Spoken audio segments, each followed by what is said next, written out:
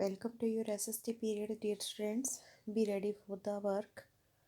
Today we are going to read the next lesson of history, ninth lesson, Flowering of Regional Cultures. And dear students, this is the last lesson that we read in history. Okay मतलब ये आपका last topic है, last lesson है. इसके बाद आपको revision शुरू करनी है. Okay, be careful. We focus on the main topics: development of languages, music, dance, painting. तो सबसे पहले हम आज फर्स्ट टॉपिक के कुछ पार्ट रीड करेंगे. डेवलपमेंट ऑफ लैंग्वेजेस पढ़ते हैं हम कि तरह तरह की जो लैंग्वेजेस थी जिनको आज हम देखते हैं, पढ़ते हैं, उनकी डेवलपमेंट कैसे हुई, ओके, और कहाँ से हुई. So let's start. Development of languages. The medieval period witnessed the growth and development of various regional languages in India. जो medieval period है उसमें बहुत सारी रीजनल यानी कि जो हर एक एरिया में बोली जाने वाली लैंग्वेज होती है उसको रीजनल लैंग्वेज बोलते हैं. तो medieval पीरियड में बहुत सारी रीजनल लैंग्वेजेस की ग्रोथ हुई, डेवलपमेंट हुई. All these languages had Arabic and Persian influence, which had been introduced by the rulers of the Delhi Sultanate. तो डियर स्टूडेंट्स, उन लैंग्वेजेस में सबसे पहले हम अरेबिक के बारे में पढ़ेंगे. और ये जो सारी लैंग्वेजेस हैं उन पे अरेबिक का और पर्शियन का एक काफ़ी बड़ा इन्फ्लुएंस है, जो कि किसकी वजह से आया? दिल्ली सुल्तान की वजह से आया. यानी कहने का मतलब हमारे इंडिया में कुछ लोग तो पर्शियन आए, कुछ अरेबिक आए, तो वो सारे क्या थे? दिल्ली सुल्तान कहे जाते थे उस टाइम पे. तो आज की हमारे इंडिया की जो भाषाएं हैं उन भाषाओं पे उस टाइम की वो भाषाएं जो अरेबिक और पर्शियन थी उनका काफ़ी असर दिखने को मिलता है. Urdu was emerged as a new language during this period. और उर्दू जो थी वो एक नई लैंग्वेज थी जो इन दोनों के मेल से बनी थी. ठीक है. We will now trace the development of various languages and literary forms in the medieval period. तो अब हम उन सभी लैंग्वेजेस को अच्छे से ट्रेस करेंगे, ढूंढेंगे कि उनकी डेवलपमेंट कहाँ से हुई और मेडाइवल पीरियड में उनमें कौन कौन सा लिटरेचर लिखा गया, यानी कौन कौन सी फेमस बुक्स उस टाइम पे उन लैंग्वेजेस की लिखी गई. तो काफ़ी अच्छा रहेगा आपके लिए लेसन. एक बिल्कुल नया टॉपिक है. Let it start from the first language that is Arabic. तो सबसे पहले हम बात करते हैं अरेबिक लैंग्वेज के बारे में. Arabic had been the language of Prophet Muhammad. याद होगा आपको, हमने पिछले ही लेसन में पढ़ा था जब हम मूवमेंट पढ़ रहे थे. तो इस्लामिक मूवमेंट में हमने पढ़ा था जो पैगंबर मोहम्मद है वो कौन है? इस्लाम धर्म के फाउंडर माने जाते हैं. ठीक है. तो आज भी इस्लाम का गुरु या इस्लाम का फाउंडर जो है वो प्रोफेट मोहम्मद को कहा जाता है. तो डियर स्टूडेंट्स, जो अरेबिक लैंग्वेज थी वो किसकी थी? प्रोफेट मोहम्मद की लैंग्वेज थी, यानी कि वो इस भाषा को बोला करते थे. As a result it was the dominant language in Central and West Asia, even though it was mainly used in religious and philosophical work. तो कहते इसीलिए अब प्रोफेट मोहम्मद जो है उनका धर्म, जिसको हम मुस्लिम धर्म बोलते हैं, इस्लाम है, जो आप भी जानते हैं कि वो एशिया में चाहे वो सेंट्रल एशिया हो या वेस्टर्न एशिया हो, एशिया में काफ़ी हद तक जो इस्लाम धर्म है वो फैला हुआ है। वेस्ट की बात करें तो पाकिस्तान, अफ़गानिस्तान जो है ये इसकी कंट्रीज़ हैं, और सेंटर में भी काफ़ी हद तक, हमारे इंडिया में भी काफ़ी हद तक, और जैसे बांग्लादेश है वहाँ भी सारे मतलब मुस्लिम लोग रहते हैं। तो जहाँ जहाँ पर भी इसकी धार्मिक शिक्षा फैली थी प्रोफेट मोहम्मद की, तो रिलीजियस की, इसके धर्म की वजह से, धार्मिक प्रभाव की वजह से ये जो लैंग्वेज थी ये काफ़ी जगह पर फैल गई, इसका डोमिनेंट स्थापित हो गया। मतलब डोमिनेंट का मतलब सबसे ज़्यादा बोली जाने वाली भाषा बन गई। द लैंग्वेज वाज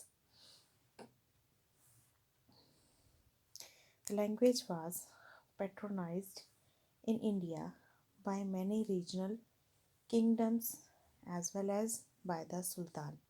और हमारे इंडिया में कैसे आई ये लैंग्वेज, अरेबिक लैंग्वेज?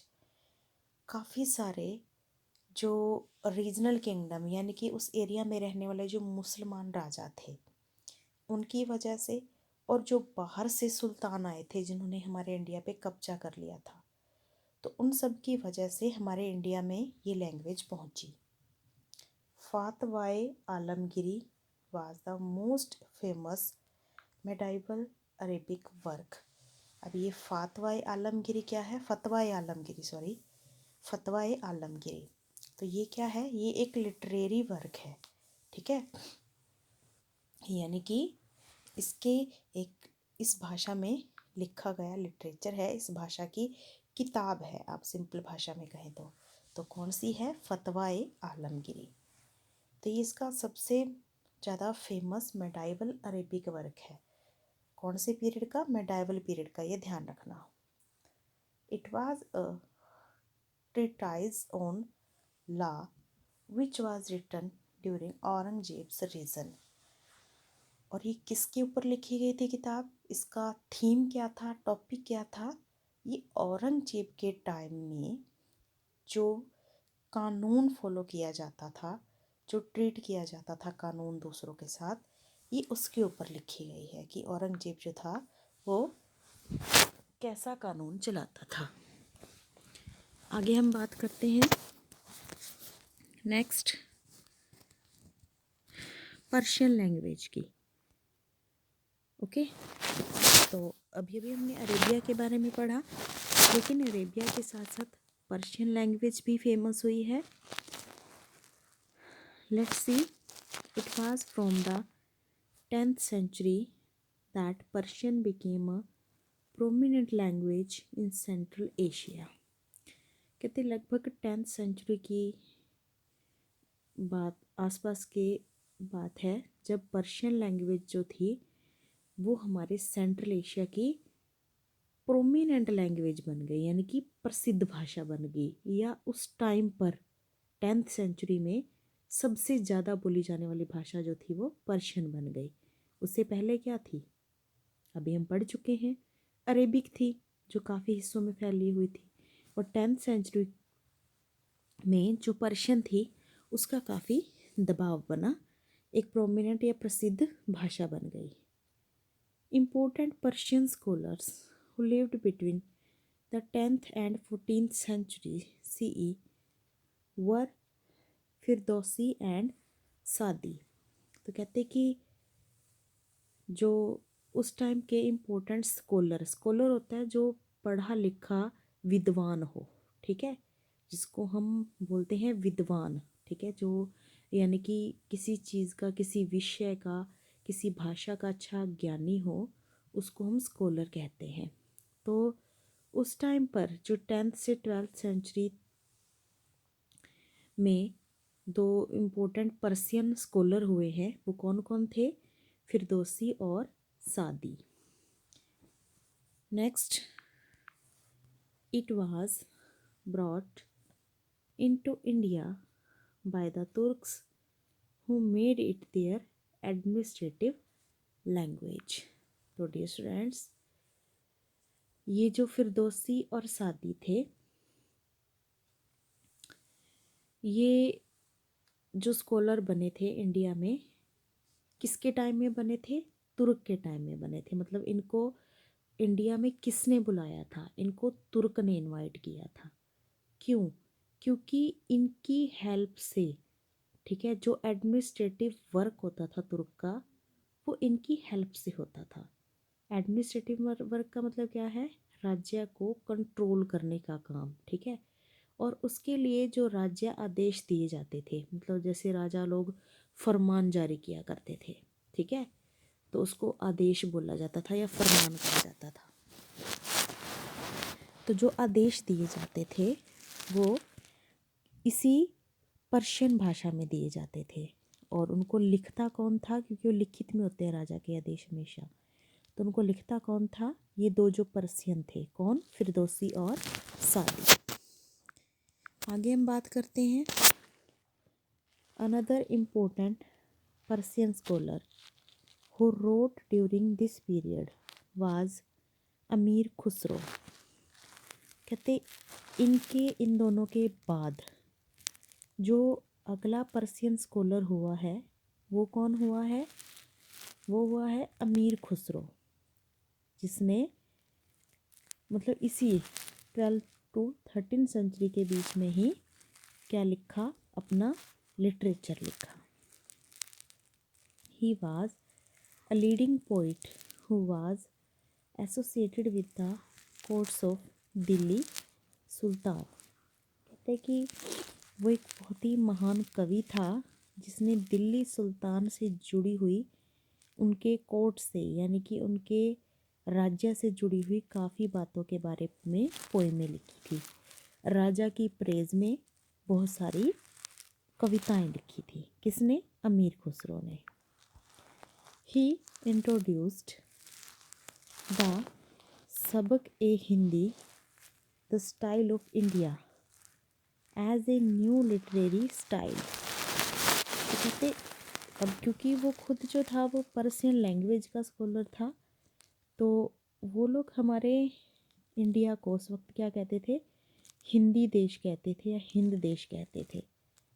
तो उसने जो अपनी किताबों में लिखा, एक नए लिटरेचर स्टाइल को लिखा, तो उसने उसको नाम क्या दिया?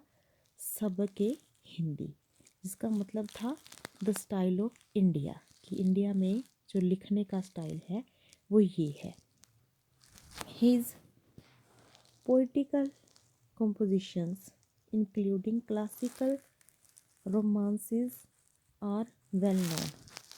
तो कहते कि उसने बहुत सारी कविताएं लिखी, यहाँ तक कि जो पुराने टाइम की रोमांटिक जो कविताएं थी, ठीक है, वो भी काफ़ी प्रसिद्ध हुई हैं। The credit for the development of Hindavi as a language is also attribute to him. तो कहते हैं कि उसी की क्रेडिट की वजह से, क्योंकि मैं आपको पहले ही बता चुकी हूँ कि वो लोग हमारे इंडिया को हिंद कहा करते थे। तो हिंदुओं की जो भाषा थी, हिंदुओं का जब उसने स्टाइल पढ़ा, उसके बारे में लिखा, तो उसी के एफर्ट से हमारी अपनी लैंग्वेज जो थी वो भी उसको काफ़ी एट्रीब्यूट कर गई, मतलब उससे भी काफ़ी प्रभावित हुआ और उसने इसे नाम दिया हिंदावी। तो इससे हिंदावी का भी क्या हुआ? विकास हुआ, डेवलपमेंट हुई। It literary means of Hind, और इस हिंदावी का असली मतलब क्या था? हिंद से जुड़ी हुई, जो कि मैं आपको पहले बता चुकी हूँ। हिज हिस्टोरिकल पोइम्स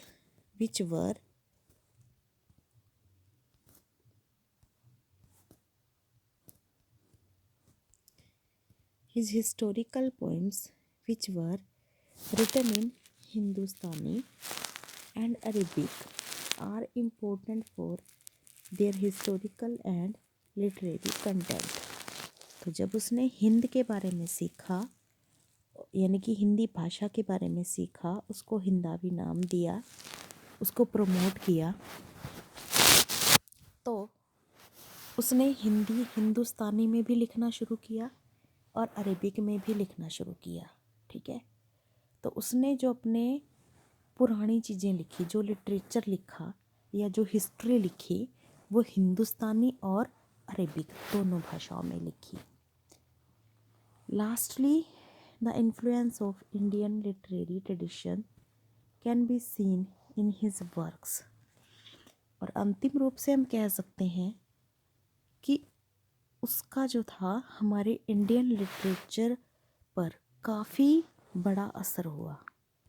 मतलब उसी से ही हमने एक तरह की हिंदी की शुरुआत की, तो काफ़ी असर हुआ उसका हमारे हिंदी लैंग्वेज के लिटरेचर को आगे बढ़ाने में। ही also wrote a dictionary in verse which is known as Khaleeq बरी। अब कहते हैं कि क्योंकि उसने 2 भाषाएं, अरेबिक तो उसको पहले ही आती थी, ठीक है, और पर्शियन का वो स्कॉलर था। तो डियर स्टूडेंट्स, उसने अरेबिक भी सीखी यहाँ से और फिर उसने हिंदू की भाषा भी सीखी। तो उस भाषा में जो उसको नए वर्ड मिलते थे, उसने उन वर्ड को अपनी भाषा में उनका मीनिंग बना के लिखा, और इसी को ही हम क्या बोलते हैं, डिक्शनरी बोलते हैं। मतलब जब एक भाषा के शब्द दूसरी भाषा में ट्रांसलेट करके लिख दिए जाते हैं, उसको हम क्या बोलते हैं, डिक्शनरी बोलते हैं। तो एक तरह से जो ये स्कॉलर हुए हैं, उन्होंने क्या लिखी, डिक्शनरी लिखी, जिसका कि नाम क्या था, खलीक बरी। ठीक है, तो क्या नाम था उसका, खलीक बरी। आगे बात करते हैं। He describes the rise of Ghiyasuddin Tughlaq in the Tughlaq Nama. और जो मतलब अबुल फजल थे, उन्होंने गयासुद्दीन तुगलक के बारे में भी लिखा, और उस पुस्तक का नाम क्या था, तुगलक नामा। ठीक है, यानी कि उन्होंने एक तुगलक नामा जो किताब लिखी, उसमें किसका जिक्र किया, राजा गयासुद्दीन तुगलक का और उसके राइज का। चलिए आगे बढ़ते हैं हम। आगे हैं, ghazals were also composed as a new form of literary composition. तो पीछे हम पढ़ते आए हैं, जो पहले वाले इससे पहले जो हो चुके हैं राइटर, उन्होंने पोइम्स लिखी थी, लेकिन इन्होंने एक नई फॉर्म लिखी लिटरेचर की, जिसको क्या कहा जाता था, गज़ल कहा जाता था। तो गज़ल की शुरुआत किसने की, अगर आपसे पूछा जाए गज़ल की शुरुआत किसने की, तो वो अमीर खुसरो ने की। आगे हम बात करते हैं, अ कल्चरल एक्सचेंज बिटवीन संस्कृति and Persian could be seen in the medieval period, which occurred as a result of the impact of अमीर खुसरो's writing। तो कहते हैं कि जो एक संस्कृत और पर्शियन कल्चर के बीच में कुछ एक्सचेंज हुआ, यानी कि भाषाओं के बीच में, हम आज भी देखते हैं कि बहुत सारे ऐसे शब्द होते हैं जो हम एक भाषा से लेते हैं और दूसरी में प्रयोग करते हैं। शायद आपने हिंदी में भी सीखा होगा, ऐसे बहुत सारे शब्द हैं जो इंग्लिश के हैं, लेकिन हम उनको हिंदी भाषा में भी यूज़ करते हैं। शायद आप पढ़ते भी होंगे उनके बारे में। तो ऐसे ही जो संस्कृत भाषा थी और पर्शियन भाषा थी मेडाइवल पीरियड की, उसमें एक बड़ा एक्सचेंज देखने को मिला। मतलब उनके जो शब्द थे वो एक दूसरे तक पहुँचे, तो उसमें कुछ चेंज भी आया। और इसका जो असर हम देखते हैं, यानी कि पहली बार हमने अगर ये देखा कि कोई संस्कृत लिख रहा है, तो उसमें पर्शियन भाषा के शब्द भी उसने लिख दिए। तो पहली बार ऐसा प्रयोग किसने किया था, अमीर खुसरो ने किया था अपनी राइटिंग में। जैसे मान लीजिए आज हम हिंदी लिखते हैं, हिंदी लिखते लिखते उस लाइन में हमें हिंदी का कोई वर्ड नहीं आता, हम वहाँ पे इंग्लिश का शब्द लिख देते हैं अपनी बात को समझाने के लिए। तो इस तरह का एक भाषा में दूसरी भाषा के शब्दों को लिखना, ये राइटिंग किसने स्टार्ट की थी? मेडाइवल पीरियड में अमीर खुसरो ने स्टार्ट की थी। आगे देखते हैं। मैनी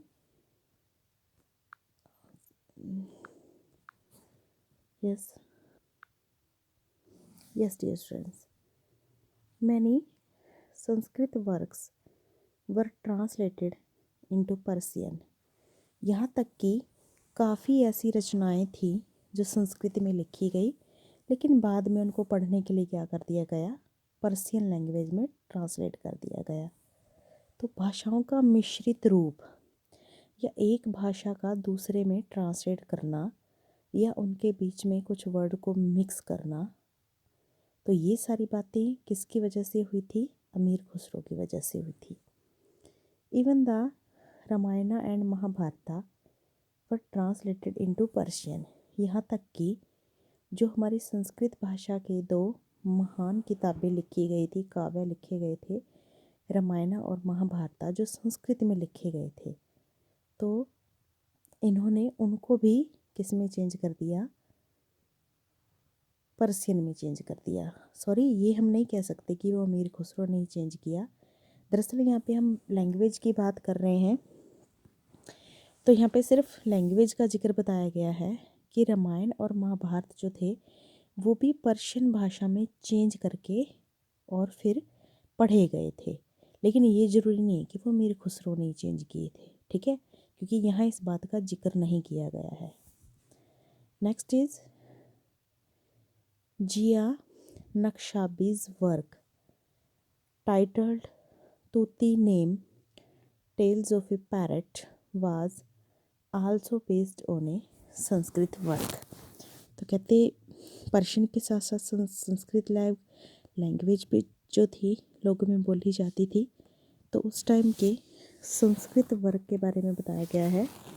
जिया नक्शाबी ने एक तूती नेम टाइटल से क्या लिखी? एक संस्कृत की बुक लिखी। और तूती नेम का मतलब क्या होता है? टेल्स ऑफ ए पैरट, यानी कि एक तोते की कहानी। Important historians of the period were Minhaj us Siraj Barani, Afif Isami and Abul Fazl. तो कहते उस टाइम के जब पर्शियन लैंग्वेज थी यहाँ या संस्कृत लैंग्वेज आ गई थी, तो उस टाइम के जो इम्पोर्टेंट स्कॉलर या हिस्टोरियन हुए हैं जिन्होंने अपनी हिस्ट्री में इनकी कुछ डिटेल और कुछ बातों को ऐड करके लिखा है, तो वो कौन कौन थे? मिन्हाजुस्सिराज बरानी, Afif Asami, Abul Fazal. A vast collection of court chronicles, biographers and autobiographies of rulers written in Persian are still available। कहते आज भी बहुत बड़ी मात्रा में जो कोर्ट क्रोनिकल यानी कि जो आदेश दिए जाते थे राजा द्वारा, उसको कोर्ट क्रोनिकल कहा जाता था। राजा के वो आदेश, कुछ ग्राफीज़, कुछ ऑटोबायोग्राफीज़, वो ऐसी चीज़ें हैं जो आज भी पर्शियन लैंग्वेज में लिखी गई हैं और आज भी हमारे इंडिया में मिल जाती हैं, लेकिन कहाँ? सिर्फ म्यूज़ियम में। Okay. Utbi and Naziri were well known priests. कहते उटाबी और नाजीरी ये दो प्रसिद्ध क्या थे? पादरी थे। जो ईसाई धर्म की पूजा करने वाले मेन पंडित होते हैं उनको बोला जाता है। The Persian language served as the link through which India developed culture similarities with Central Asia. और कहते हैं जो पर्शियन लैंग्वेज है इसने क्या किया? इंडिया और जो सेंट्रल एशिया की कंट्रीज़ थी उनका आपस में एक लिंक बना दिया। क्योंकि पहले एक देश के लोगों को दूसरी भाषा समझ ही नहीं आती थी, तो व्यापार के लिए भी मुश्किल होती थी। लेकिन बाद में इस वर्क को और भी इजी कर दिया गया। क्यों? क्योंकि जो कल्चरल सिमिलरिटीज़ थी दोनों के अंदर, ठीक है, उन्होंने क्या बना दिया, एक लिंक बना दिया। अब वो एक दूसरे से व्यापार कर सकते थे, बात कर सकते थे, है ना। तो इसने क्या किया, एक लिंक भी बना दिया। चलिए, तो अरेबिक के बाद पर्शियन, जिसका कि बड़ा इम्पोर्टेंट रोल रहा है, और पर्शियन के बाद आगे हम पढ़ेंगे Sanskrit. Since the ancient time Sanskrit had been used as a language of higher learning in India. कहते कि पुराने टाइम से ही हम पढ़ते चले आ रहे थे कि जो संस्कृत है वो एक बहुत ही हायर स्टडी के लिए यूज़ होने वाली लैंग्वेज है। Many literary works were written in Sanskrit during the medieval period. बहुत सारा लिटरेचर लिखा गया संस्कृति में उस time. These were works on poetry, law, grammar, religion, philosophy, astronomy. तो ये वो सारे टॉपिक थे जिनके ऊपर संस्कृत में उस टाइम किताबें लिखी गई। हाँ जी, तो यहाँ था and astronomy commentary. Okay dear students, तो ये सारी जो लिटरेचर था वो किस में लिखा गया, संस्कृत में लिखा गया। The language was patronized not just by Hindu rulers but also by Muslim rulers। कहते ये एक ऐसी लैंग्वेज थी जिसको सिर्फ हिंदू रूलर नहीं बल्कि मुसलमान रूलर भी फॉलो किया करते थे। Many bhakti saints like Shankaracharya, Ramanuja and Madhvacharya also wrote in Sanskrit. कहते अगर हम बात करते हैं हमारे कुछ भक्ति संत जो हुए थे, जैसे कि शंकराचार्य, रामानुज और माधवाचार्य, उन्होंने भी अपना बहुत सारी रचनाएं जो थी वो किस में लिखी, संस्कृत में लिखी। प्रायर टू द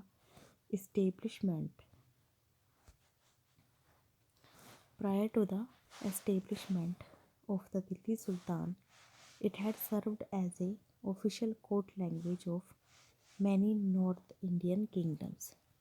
तो कहते दिल्ली सुल्तान के आने से पहले, मतलब ये जो भाषा थी संस्कृत की, उसको क्या माना जाता था, उसको बड़ी ही इम्पोर्टेंट एक ऑफिशियल कोर्ट लैंग्वेज माना जाता था। कहाँ पर, इंडिया, नॉर्थ इंडिया के हिस्सों में। चलिए, अब कुछ रचनाएं हैं उस पर, जैसे कि गीत गोविंद बाय जयदेव, इसने लिखी थी, ये जयदेव ने लिखी थी। Another important Sanskrit work of the 20th century was Jayadev's Gita Govind, which is a lyrical work dealing with the life of experience of Krishna and Radha। कहते इसके अलावा कुछ इम्पोर्टेंट और किताबें भी लिखी गई 20th century में, जैसे जयदेव ने गीता गोविंद लिखी, जो कि किसके ऊपर बेस्ड थी, राधा और कृष्ण की जीवन की कहानियों के ऊपर बेस्ड थी। Verses from this book are still sung during, कहते आज भी इस कविता के जो भजन हैं, ठीक है, या इसके जो गीत हैं, वो इम्पोर्टेंट सेलिब्रेशन या लॉर्ड कृष्णा से जुड़े हुए जो फेस्टिवल हैं, जैसे जन्माष्टमी, उन पर आज भी वो गाए जाते हैं। ठीक है, वो गीत संगीत जो है वो आज भी गाए जाते हैं। तो ऊपर एक लैंग्वेज दी गई है, देखियो, ऊपर एक इम्पोर्टेंट दी गई है इन्फॉर्मेशन, देखो क्या है वो। Sanskrit Persian dictionary was composed under the title of Parsi Praksh during Akbar's reign। कहते उस टाइम पे जो संस्कृत और पारसी डिक्शनरी लिखी गई थी। मतलब अगर संस्कृत के शब्द हैं तो उनका पारसी में अर्थ लिखा गया था, या अगर पारसी के शब्द हैं तो उनको संस्कृत में अर्थ लिखा गया था। तो ये जो डिक्शनरी बनाई गई थी वो किस टाइटल के अंडर कंपोज की गई थी? वो लिखी गई थी पारसी प्रदक्ष पारसी प्रकाश पारसी प्रकाश के नाम से अकबर के टाइम में ये डिक्शनरी जो थी वो लिखी गई थी। आगे हम बात करते हैं नेक्स्ट की। We can not ignore the contributions of Jains in the development of Sanskrit literature. कहते संस्कृत लिटरेचर को फैलाने में हम जो जैन की भूमिका है, जैन का जो कंट्रीब्यूशन है उसको इग्नोर नहीं कर सकते। मतलब उन्होंने भी काफ़ी हद तक संस्कृत को दूर दूर हिस्सों तक पहुंचाया और फैलाया। Jain scholar Hemchandra Suri translated the love story of Yusuf and Julekha written by the poet Jami into Sanskrit। तो डियर फ्रेंड्स, जो हमारे जैन स्कॉलर हुए थे हेमचंद्र सूरी, उन्होंने यूसुफ और जुलेखा की जो कहानियाँ थी उनको क्या कर दिया, उनको जामी और संस्कृत में लिखा।